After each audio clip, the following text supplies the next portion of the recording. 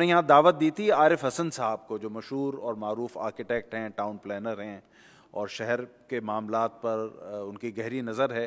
तो वो आ तो नहीं सके थे, लेकिन उन्होंने अपना पैगाम रिकॉर्ड कराया था। तो मैं चाहूँगा कि उनका, आरिफ हसन साहब का पैगाम हम सुन लें।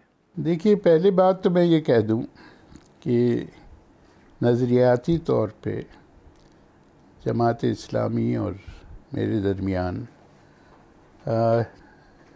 नज़रियाती इख्तिलाफ़ात रहे हैं और शायद अब भी हों, मगर इसके बावजूद ये जो कॉन्फिडेंस है इसको मैं सपोर्ट करता हूँ।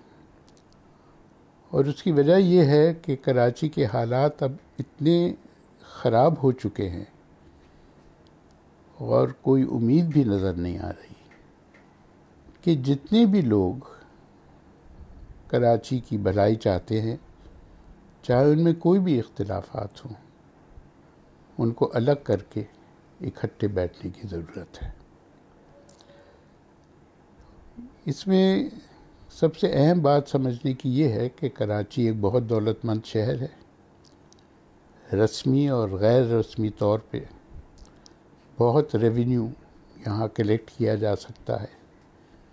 सबसे अच्छी सिंध की तालीमी तालीम यहाँ दी जाती है। सबसे अच्छी यूनिवर्सिटीज़ यहाँ हैं।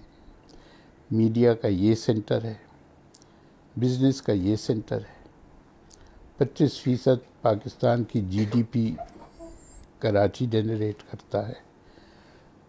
तो इसको कब्ज़े में रखना, एक तरह से सियासी जमातें जो हैं मुख्तलिफ़ एथनिसिटीज़ की, ये उनका मकसद हो गया है। और इस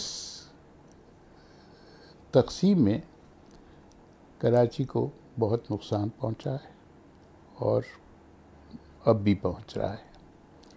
तो मेरा तो ये ख्याल है कि इसका हल यही है कि वो लोग जो कराची की भलाई चाहते हैं, जो भी उनका नज़रिया हो, उसको फ़िलहाल अलग रखें और इकट्ठे होके एक 1 पॉइंट प्रोग्राम पे काम करें। और वो 1 पॉइंट प्रोग्राम ये है कि कराची में लोकल गवर्नमेंट का निज़ाम कायम होना चाहिए।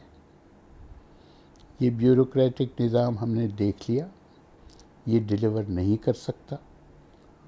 और क्योंकि ये डिलीवर नहीं कर सकता, इस वास्ते कराची के मसाइल जो हैं वो बढ़ते चले जा रहे हैं। तो ये 1 पॉइंट प्रोग्राम हो कि हमें लोकल गवर्नमेंट चाहिए, बाइख्तियार लोकल गवर्नमेंट चाहिए, रिप्रेजेंटेटिव लोकल गवर्नमेंट चाहिए, और कराची की मंसूबाबंदी और कराची की मैनेजमेंट इस लोकल गवर्नमेंट के हवाले हो। और इस लोकल गवर्नमेंट का जो सरबराह हो वो कराची का नाज़िम या मेयर हो, जो डायरेक्टली इलेक्ट हुआ करे, बजाय इसके कि काउंसलर्स के ज़रिए इलेक्ट हो, क्योंकि उसमें हेरा फेरी की बहुत गुंजाइश होती है।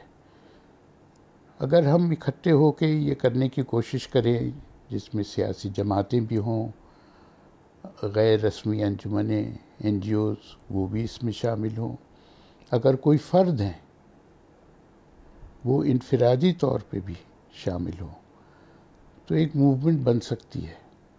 और शायद उस मूवमेंट के नतीजे में हम ऐसी लोकल गवर्नमेंट कायम कर सकें और हम कराची की आबादी का सही अंदाज़ा भी लगा सकें।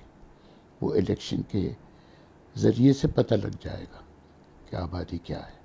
लेकिन जो कराची का इंफ्रास्ट्रक्चर बन रहा है उसके में मैं ख़िलाफ़ नहीं हूँ, मगर देखना ये है कि ये हल कर सकेगा मसाइल शहर के या नहीं। ये जो BRTs हैं आपकी और सर्कुलर रेलवे है, अगर ये मुकम्मल भी हो जाए पूरी तरह, जो कराची की 2.4 मिलियन ट्रिप्स हैं उसकी ये 10% से भी ज़्यादा केटर नहीं कर सकती। तो बाकी लोगों का क्या होगा? एक तो ये बात है। दूसरी बात ये है कि ये कर्जे पे बन रही हैं बेशतर, तो हम कर्जा कैसे लौटाएंगे इसका, ये भी एक सवाल है जो पूछना पड़ता है। अब मसलन ग्रीन लाइन है, वो ग्रीन लाइन का जो कॉरिडोर है उस पे जो लोग रहते हैं या जो उसे इस्तेमाल करते हैं उनको बहुत फ़ायदा होगा इससे, मगर बाकी शहर भी है।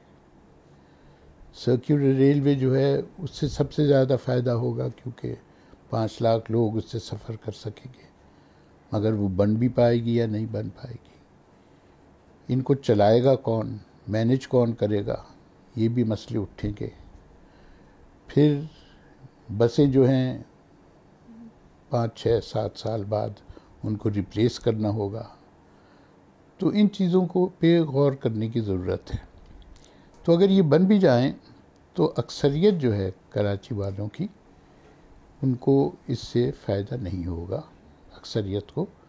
उस अक्सरियत को बसों की ज़रूरत है, और जब तक वो बसें नहीं आएंगी ये उनके मसले नहीं हल होंगे। और अगर बसें नहीं आप दे सकते तो आप चिंची की इजाज़त दे दीजिए कि वो वापस आ जाए, ताकि लोगों को कम से कम एक अफोर्डेबल सवारी तो मिल सके। इन सारे मंसूबों में जो कराची के लिए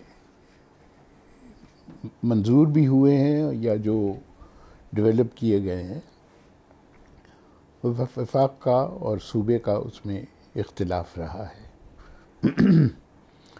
और मेरे ख्याल में सबसे बड़ा जो झगड़ा रहा है वो ओनरशिप का रहा है कि इसकी ओनरशिप किसकी होगी, वफाक की होगी या सूबे की होगी।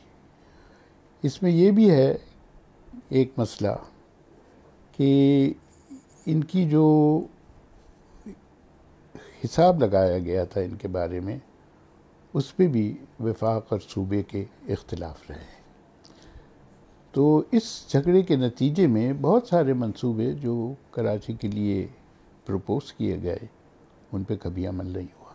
ये जो रिसाला निकला है फ्राइडे स्पेशल, इसमें मेरा भी एक मजमून है जिस पे मेरी जो राय है कराची के बारे में और मसाइल के बारे में जो हल तलाश करने की कोशिश है वो मैंने बयान की है। और मेरे ख़्याल में ये जो रिसाला है, ये जो शुमारा है, ये कराची के शहरियों के लिए बहुत अहम है, और उम्मीद है कि ये जो इसमें मालूमात हैं उन पे गुफ्तगू रहेगी और वो दूसरे शुमारों में वो गुफ्तगू शामिल की जाएगी। मैं कॉन्फ्रेंस में नहीं आ सकता क्योंकि मैं और जगह मसरूफ़ हूँ, जिसका मुझे अफसोस है, और आइंदा कॉन्फ्रेंस अगर होती है तो मैं ज़रूर शामिल हूँ।